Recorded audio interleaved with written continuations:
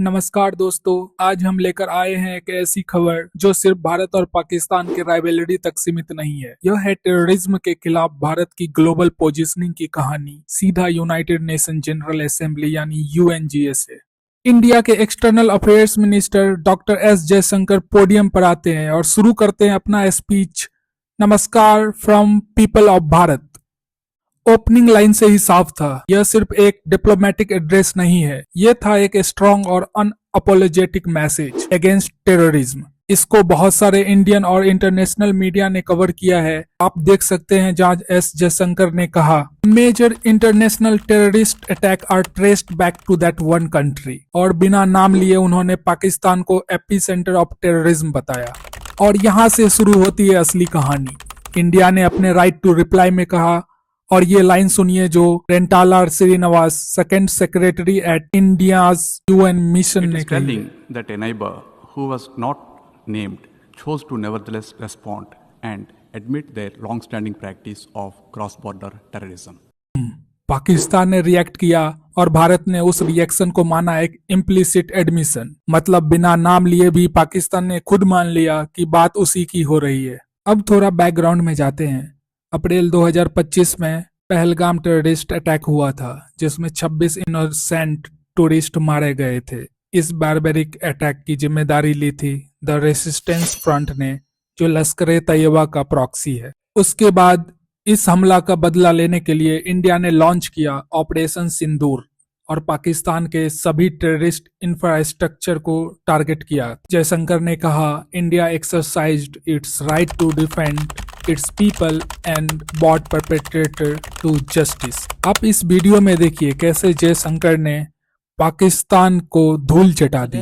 Excellencies, while asserting our rights, we must also firmly face up to threats.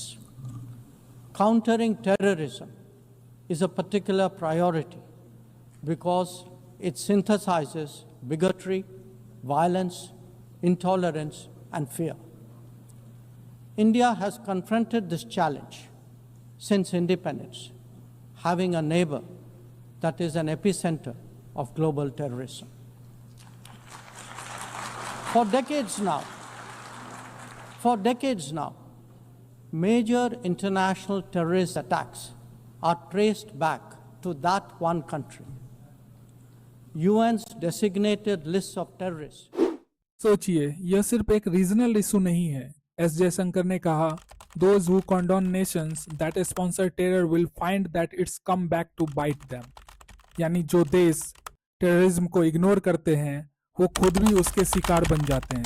अब बात करते हैं दोस्तों पाकिस्तान के रिस्पांस की। तो पाकिस्तान ने कहा कि इंडिया बस मैलेशियस एक्विजिशन कर रहा है, लेकिन जब पाकिस्तान ने बार बार रिप्लाई किया बिना नाम लिए हुए, तो ऑब्जर्वर ने कहा, this repeated reply is itself an admission. Rentala Srinivas ने कहा, और ये लाइन बहुत ही वायरल हो गई। आप हाल में ही बहुत सारी मीडिया में देखे होंगे कि श्रीनिवास का ये जो लाइन है वो कोट किया गया है, नो आर्ग्यूमेंट्स और untruths can ever white wash the crime of Terroristan. आप ये आर्टिकल देखिए फर्स्ट पोस्ट का, यहाँ पर फुल ब्रेकडाउन है इंडिया राइट टू रिप्लाई। दोस्तों, ये सिर्फ एक डिप्लोमेटिक स्पैट नहीं है, ये है भारत का साफ message, zero tolerance for terrorism, no compromise on national security and no hesitation in calling out hypocrisy on global platform. Jaishankar ने अपने स्पीच में 3 पिलर बात की है दोस्तों, आत्मनिर्भर सेल्फ रिलायंस, आत्मरक्षा सेल्फ प्रोटेक्शन, आत्मविश्वास सेल्फ कॉन्फिडेंस, और कहा है we remain determined to protect our people and secure their interest at home and abroad. अब सवाल यह है, क्या दुनिया सुन रही है?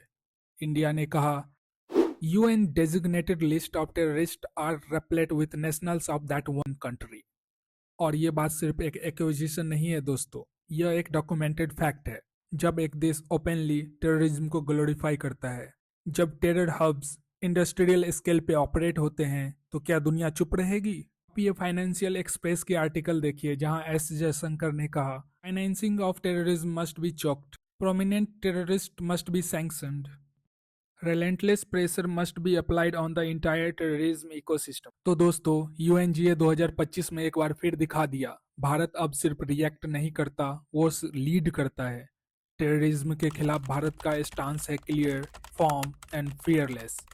पाकिस्तान चाहे जितनी भी थिएट्रिक्स कर ले, इंडिया ने दुनिया के सामने एक मिरर रख दिया है और उस मिरर में टेररिस्तान का असली चेहरा साफ दिख रहा है। यह था हमारा आज का स्पेशल बुलेटिन। आज आप चाहे इन आर्टिकल को खुद पढ़ सकते हैं, लिंक मैं डिस्क्रिप्शन में दे दूंगा।